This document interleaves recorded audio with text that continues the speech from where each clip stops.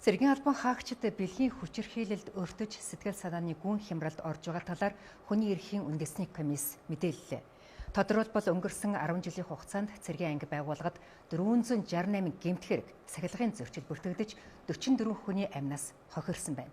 500 гаруй цэргийн албан хаагчаас судалгаа авахад 8 нь ямар нэгэн байдлаар бэлгийн дарамт хүчирхийлэлд өртсөн гэсэн хариултыг өгчээ.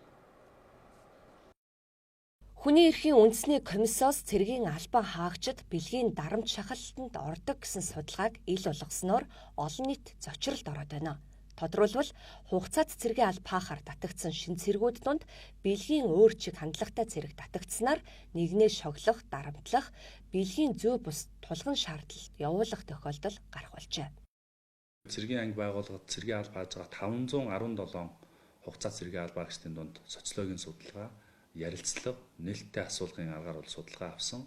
За энэ судалгааны өрөөнд бол яг та бүдгийн хэлээд байгаа тэр бэлгийн хүчирхийллийн ямар нэгэн хэлбэрт өртөжсөн гэж хариулсан 8 одоо хугацаат цэргийн албаагчийн тохиолдол байна.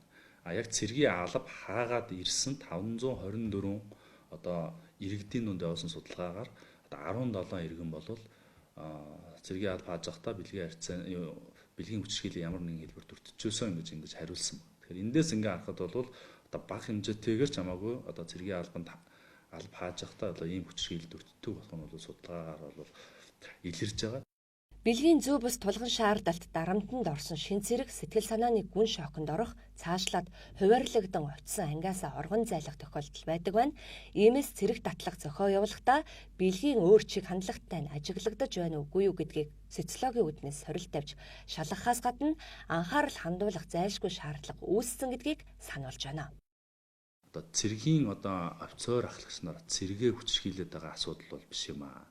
Өөрөөр хэлбэл цэрэг татагдж ирсэн тэр олон мянган залуучууд донд ийм бэлгийн чиг хандлагын өөрчлөлттэй иймэрхүү одоо асуудлууд одоо байхыг бол үгүйсэхгүй байгаа нь бол судалгаагаар харагдсан. Тэгэхээр энэ дээр ямар бодлого баримтлах юм бэ гэдгээ тодорхой болгооч гэдэг асуудлыг л одоо илтгэл дурдж зөвлөсөн байна.